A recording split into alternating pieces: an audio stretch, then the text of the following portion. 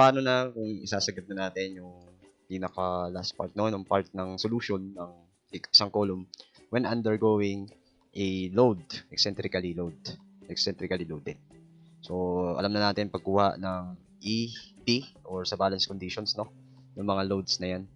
But when a nominal load or a actual load is present, tandaan po natin, nominal pa lang po yung ating ginagawa. So, kung sakaling nakakuha tayo ng nominal load, i-times lang natin ng reduction kung ultimate na yung pinapagawa. So, yun. So, reinforced concrete column is shown, no? So, again, pagaanin muna natin ito, no, na rectangular muna, no? Tapos, symmetrical in a sense para yung ating plastic centroid is nasa gitna. So, we have 25 mm square diameter bars. FY415 FRMC is 27. So, we have an eccentricity actual 150. So, probably, yan yun. Okay? Paano naman kung ang E natin is 350? So, first things first, yung E-balance muna ang kukunin natin. So, yung E-balance ba ay lumampas sa 150? O lumampas sa 350? So, case-to-case basis. So, I have here a solution for that. Okay, I'll just explain for us to, magets natin. Sinulat ko na po para mabilis din po yung video. Okay, so, sundan po ako, no? So, again, ang una natin ginagawa ay kinukuha muna yung balance condition or yung EB. Gaya ng mga una natin ginawa. Yun yung first step. So, sinisimulan ito sa pagkuha ng C-balance. Yung C-balance ay, again, 600D over 600 plus FY. Kailangan natin yung D. So, sa column na to, ang pinaka-D natin ay i-subtract lang natin yung ating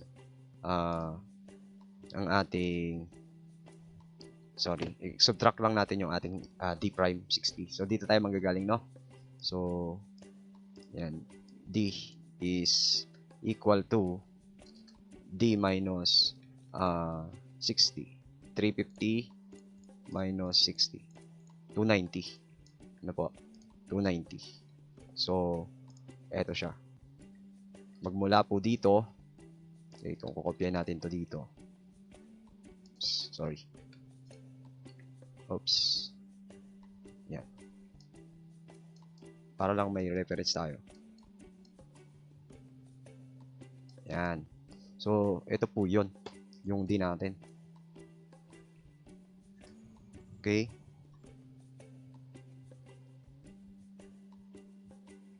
Tumatagal tayo. 290. Okay? So, direct sub, and we have C balance of 171.429. Okay? Sabihin nyo po para ma-recalculate nyo. Okay? Tapos kukunin natin yung A balance. Tama po? That is 0.85 C balance. We have 145.714. Store it to our calculators. Dito, store mo sa C, store mo sa A. Ganun. Then, check for steel stresses. Diba? In FS first. FS is in tension. So, this one is in tension. And this is in compression. If you draw our stress diagram here. So, ito yung compression block. Ay. Itong ayaw ko lumiliko yung ating. Yan. Ayan yung ating compression block. Yan. So, we have A yan. A balance. Okay? Paulit-ulit na tayo dito, no? And then, ito yung C balance. Sabi niya, 171. Ang ating kalahati ng 350 ay di ba? Ilan ba? 350 divided by 2. Hirap, no? 775 yata. Ay, baliktad. Okay. 175 nga. So, ibig sabihin, no? Hindi naman umabot pala yung C natin sa kalahati. Hanggang dito lang. Okay? So, hanggang dito lang po. Kasi 175 yung yung tawag dito, yung ating kalahati ng column. Hanggang dito lang yung ating C, oh. Yan. C balance. Okay? So, ayusin natin. Yan. Hindi umabot. So, our C balance is there. So, ngayon, yung tension natin dito, pababa. Oh, tapos yung ating CS na lang. Okay? Total, nag-iisa naman, no? Pataas. Tapos, meron tayong CC. Okay? So, checking stresses. Of course, yung ating, taas, FS is FY. Then, the FS prime is this. So, substitute mo yung C balance dito. Tapos yung D prime natin 60. Makakuha ka ng 390. And that is less than FY. Therefore, Fs prime should be 390, not 415 because it is less than. So, next is kukuha tayo ng mga forces, di ba? Yung tatlong forces na nag-act doon sa column. So, couple muna. Yung CC muna. So, 0.85 F prime C, AB. So, yung A natin is stored at A balance. Okay? And then 300, this is the 300, this is the B. And then we have 1003.243. Okay, calculate that. Okay? And then CS. Okay, CS. AS prime, FS prime. So, tatlong 25 mm na bars. Multiplied by Fs prime, again, 390. Hindi 415. Then, we have 574.322. Again, ito munang compression forces. Okay? Tapos may nag-act tayong pababang PB. Okay? So, we have T, ASFS, direct sub. Ganun din, ano? Kaya lang yung ating FY ang ating FS ay FY. It is tension yield. So, 415. We have 611.13. Finally, kukuha tayo ng, laging ganito. Summation force muna. Is equal to 0. Okay. Direct sub. And then, we have 966.427. And if we take moments at tension side, here, so iikot yung ating TB, and then iikot yung ating mga compression forces. So, kukuha lang tayo ng mga moment arm. Yan lang yung medyo tatrabuhin mo dyan. So, kung yung CS natin, yung CC natin ay iikot, ano ang moment arm ng CC? So, ang moment arm ng CC, ito. So, that is just D minus A over 2. Okay, ito yun. D minus A over 2. Ito pala yung CC. And then, dito is CS. Ayan yung CS, oh. Okay? So, ano? Paano naging 230 yun? Okay? Ito kasi yun. Okay? Yan yun. So, 230. So, 350 minus 260. Ayan, 230. So, EB plus 115. Paano na ko yung 115? Oh, ito yun. Yung EB, nasa balance condition pa tayo. Yung EB, i-add mo yung portion na to. Ito.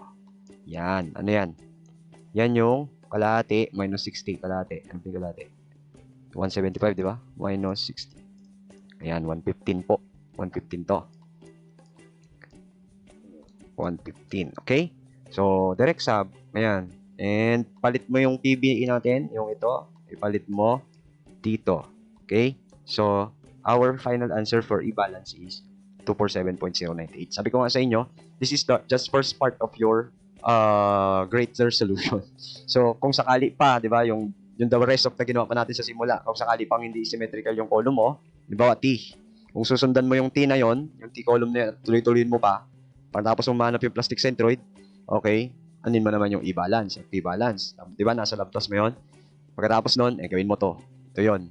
Parang buong ano na siya, buong solution na siya, buong project na siya. So, kapag yung ano naman natin, yun na, no? Tapos na tayo. Nakuha na natin yung PBN at saka E-balance. That is the first part. Okay?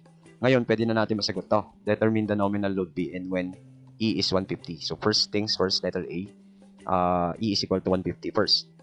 Okay? So, ibig sabihin, may conditioning tayo kanina na kapag ang E natin is less than our E-balance, or should I say, E-balance is greater than 150, ano nangyayari? Anong sabi doon? Sige, balikan natin. May sinabi dito eh.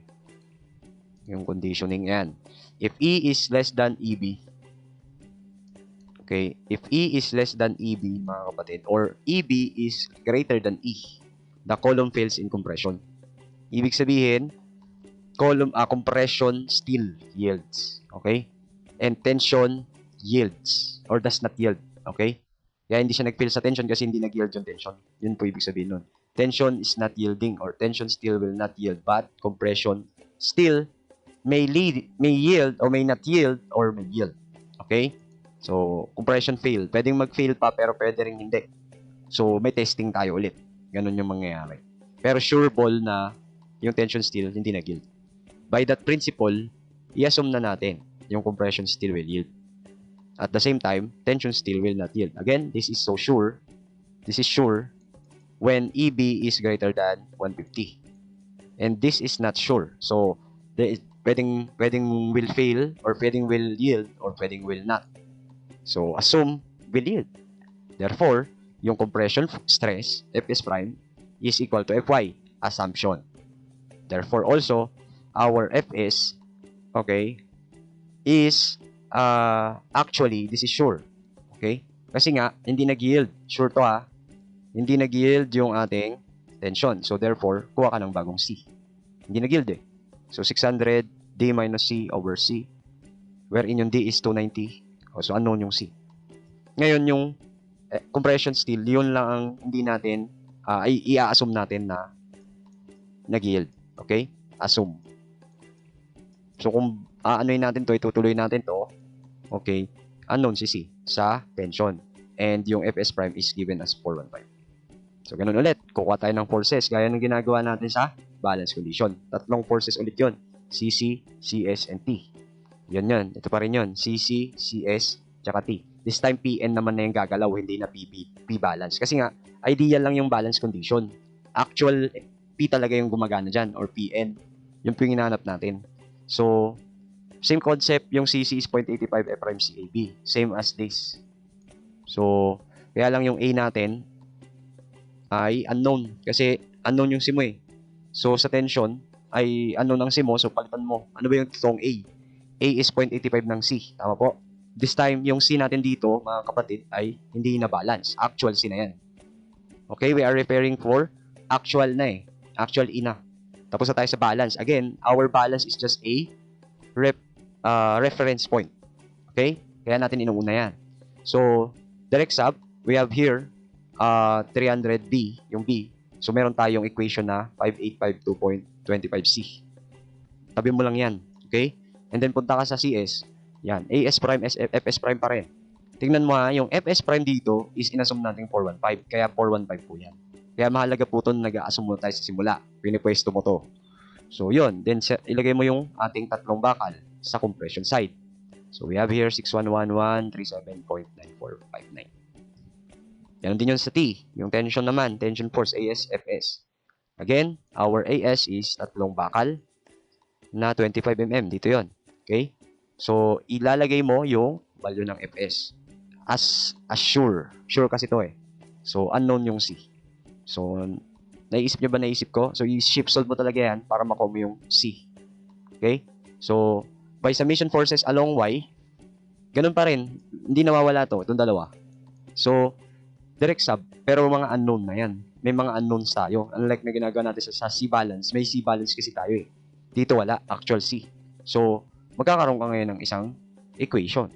Kasi una, unknown yung PN mo, unknown C mo. So, one equation pa lang to. So, record as equation 1. So, nakakuha naman tayo ng second equation eh. Dito sa moment.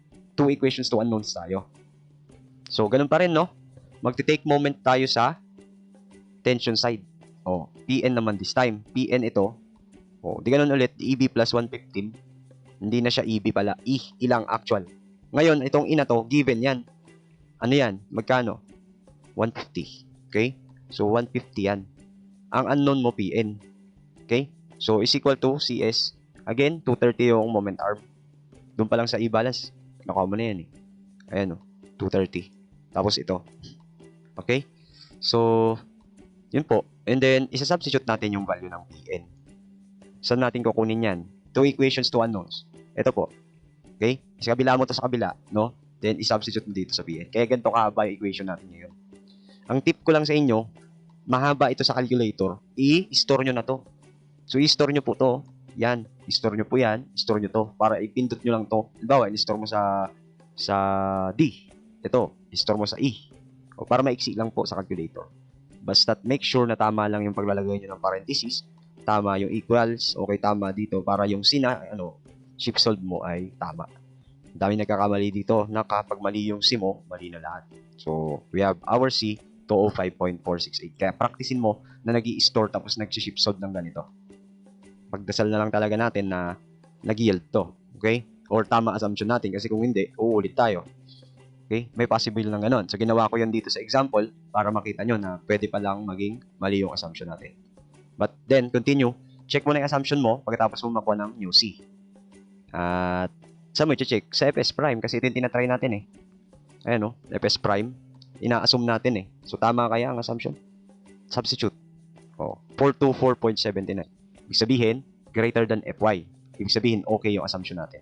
Buti na lang. Okay? So, tama yung assumption natin. So, ititreat kong Fs prime is equal to Fy. So, wala na akong ulitin dito. Ang totoong C ko talaga ay 205.468. Ayos? So, proceed na tayo sa pag-compute ng Pn. So, ang gagamitin nating equation, ito. Madali lang sa column eh. Mahaba lang talaga to. Okay? So, kayo matatakot. So, ikokopya nyo lang yun. Ayan. And then, substitute nyo na po yung C. Yung bago nating C. Ito po. Dito sa equation. Then, substituting those. Okay, ito medyo magulo lang yung sulat dito, pero ito lang din yan. Ito po yan. No? Substitute mo lang yung C dito. 290 minus C over C. Ayusin nyo na lang po, no? Paayos na lang ako dun sa solution nyo. I suggest na gumawa kayo. I-rewrite nyo to. Then, calculating, we have 1450.076. Yan na yung totoong P na dumadapo sa column natin. Ang tanong, is this a capacity? Yes, this is the capacity. So, pag kinuha natin yung PU, okay, ano yung sasagot nyo? Oh, pag PU na ang tinatanong, si PU is equal to reduction Pn. So, anong gagamitin mo? Tide column ba to o circular column ba to? Oh, dahil ang given ay square, rectangle, o di 0.65, di ba? O, baka hanapin nyo yung PO. O, hindi na. Kasi nga, eccentrically loaded na to eh. Hindi na siya actually loaded. So, yan na yun. Yan na yung PN.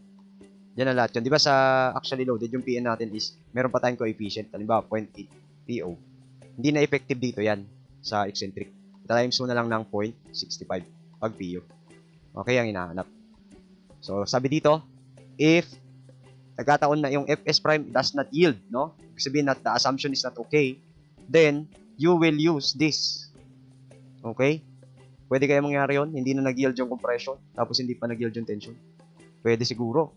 Okay? Kukuha ka ng bagong CS kasi yung CS mo lang ang may formula ng Fs prime. Papalitan mo yung 415 ng ito. Okay? So, kukuha kang bagong C. Uulitin mo. Tapos, yun na. Papalit mo ulit dito.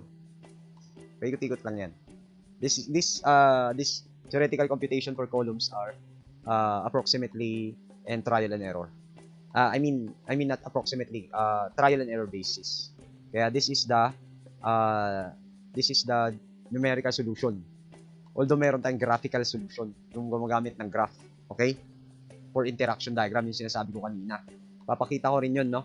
Pero kasi obsolete na yun sa obsolete na yun sa board exam. Ewan ko si Ma'am Proxy kung maglalabas pa siya ng interaction diagram. Kasi matagal sa orasyon, tsaka scale dapat. I-ruler mo pa yun, ganun. And that graphical solution is approximate talaga. So baka makakuha tayo ng masigit pa sa 1,450, ganun. Or less than 1,450 pag mali yung ating tansya. Okay, pero nung unang panahon, ginagamit nila yun. Okay? So, yun po sagot dito for letter A. While, what if daw, yung E naman is 350, palaki naman natin ng konti. Letter B na tayo. So, if, this is the answer po okay. So, kapag naman daw, ang E natin is 350, yung E-balance natin, the same pa rin. Hindi nagbabago yan. So, yung ating E-balance na reference is 247. Di ba po? 247. So, ibig sabihin, mas maliit na yung E-balance natin sa actual. So, ibig sabihin, by principle, nag-yield na yung tension. Ibig sabihin, nag-fail na siya in tension lang. Ganun yun. You are failing sa tension. Ito na po yung nangyayari. Failing in tension. Ibig sabihin, greater than na yung ating E. Therefore, nag-yield yung tension. Pag nag-yield yung tension, ito po yung nangaganap. Fs is equal to Fy. Kanina, hindi nag-yield dyan. Kaya Fs is not equal. Kaya nanguha tayo ng bagong Fs now. Diba? Ganun lang naman yan eh. Tapos kapag ang compression steel naman, ganun ulit. It may not or may. It may or may not. So, i-assume na lang natin na mag-yield. Ganun na lang lagi tayo, no? Ang hirap kasing manghula eh, no? Pero malay mo, tumama, di ba? So, i-assume ko muna nag-yield. Okay? Kung tatanungin nyo kung based on experience, siguro habang nagsusolve ka ng mabilis or habang nagsusolve ka ng ganito na sanay ka na, madami ka ng sinusolve, magkakaroon ka ng mga tansya na kapag ganito na yung load o kapag ganito na yung eccentricity, hindi na nag-yield yung compression. Okay? Sensya na po sa ulan, umuulan na, 10:30 na. Okay. Okay, so muna nag-yield. Then, yung Fs prime po is equal to Fy. Nag-yield eh. no? Assuming nag-yield. So, this is assuming. This is assume. Okay, and this is sure. Okay, sure na tayo dito. So, therefore, ang itetest lang natin sa compression steel. Again, knock forces muna. Okay? So, same as the scenario on the case 1, A, yung CC mo hindi nagbago eh. Ganun pa rin. Okay? Gaya ng ginawa mo dito. Okay? Kasi 0.85C naman yun eh. A, hindi nagbago. Etong CS, magbabago. Kasi yung FS prime mo is now yielding. Okay? So, kaya buo na siya. Na-yield na. Okay? Assuming eh. Then, baliktad. Nagkabaliktad sila ng T. Yung T naman niya yon ang may unknown. Ang what do you call that? Nag-yield. Sure na. Dati, hindi. Diba? Kaya buo yung ating FS eh. Pero ngayon, FS is equal to Fy. So, sana nagigets nyo po yung logic, no? Yan lang. Yan yung forces. And then, the traditional summation forces along Y. And the traditional summation forces along T. So, sana magsawa na kayo dito. Okay? So, ibig sabihin, paulit-ulit na to. So, dapat, ano na yan? Gamay nyo na. So, equation 1 po to, no? Okay. Yan. So, kung may tanong po, no? Magtanong po, ha? Okay. And then, moment. Hindi na kayo magtataka kung bakit nangyari to. Okay? So, that is our equation 2. Okay? So, substitute equation 1 to equation 2. Okay. So, substitute mo na lang yung PN mo na. Dito siya galing. Mas maganda na yung ganito, no? Maiksi-iksi, ano? Hindi ganun kalaki yung isi-ship solve mo. Pero, again, mag-store ka. Store mo yung mga yan. Okay? So, C is equal to 108.64. Therefore, check assumption. Wag lang sana talaga na mali. Kaso mali. Okay? Yan. Diba? So, nung pinalit ko na yung C ko dito, again, saan ako nag-check ng assumption? Sa FS prime. Kasi yan ang assuming. 268.52 nangyari. Ano po? Less than Fy. So, not okay tayo. Wrong assumption. Fs prime is not equal to Fy. Malungkot. Bakit? Ulit. Okay? Ulit. Compression steel will not yield. Okay? Totoo yan. So, therefore, let's get Fs prime and use Fs prime, the actual Fs prime. Babaguhin mo na naman. Okay, pupunta ka sa mga forces na naman. Yung tatlo na naman. Yung CS ang nagbago. Nguya muna. Okay? Gets natin ano? CC, ganun pa rin. CS nagbago. Kasi nga, Fs prime not yield. Okay po? So, our value now is, okay, ito. Area of steel 3. Okay. Ito yung value niya. Para mabilis lang. Tapos, store mo sa A. Then, T is equal to this one.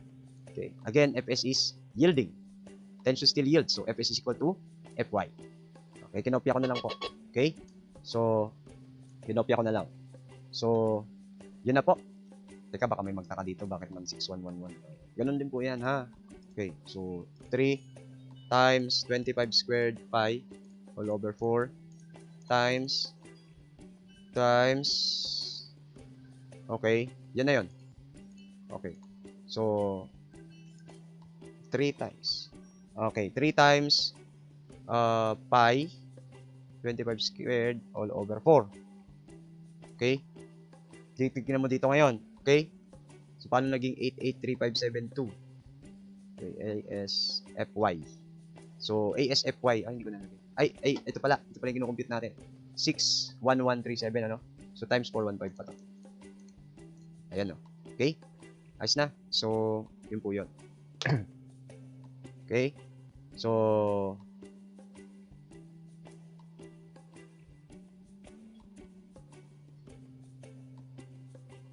okay?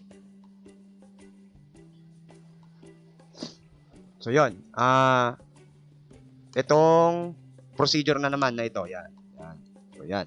So, paulit-ulit lang. Ayan. Alam na natin to. Isa-substitute sa substitute. Yung summation forces Y, okay, alam nyo na yan. So, bali yung PN plus this one is T. Okay? Kasi magkatapat yon. Parehas pababa yung PN at T. Tapos ito, C, CS, and this one is CC. So, yun po. Then, moment at T. Okay. Hindi na ulit tatanungin kung bakit ganyan to Okay, bakit 232? Bakit T minus A over 2 to? So, huwag kayong malilito sa pagmo-moment, please. Okay? So, then, yun na po. Ipalitan mo na naman yung PN. Kinabila mo to, yan. Ito lang yung sobrang haba kapag talagang hindi nag-yield. Ano po?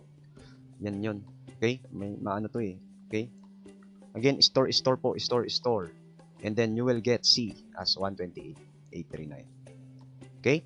So check assumption. Okay. Supposed to be dapat talaga maging okay na to. Okay. So 320.582 is less than Fy. So okay na po. Ayan, malaki-laking okay na po. Okay? Kaya pag okay na po, yung C natin, okay na po yan. Tumama na sa ano, tumama. Kumbaga ito yung katulad ng ginagawa natin sa beam yung, it is really not yielding. Okay? Ayos po. So, kuha na tayo ng PN. Okay? Ito yung equation na gagamitin natin. Doon na sa inulit. Tapos ito yung papalitan mo ng mga C. And by calculation, we have 614.955 kilonewtons. Okay? So, this is our answer. Ang haba, no? Okay? Pero ganyan talaga. Designing is for trial and error and syempre po, getting the right one. So, ito na yung kabuuan ng ginawa natin. No? So, I hope you appreciate it. Okay? And masundan niyo po to. Again, we have lab task and try that in your home. Let's go!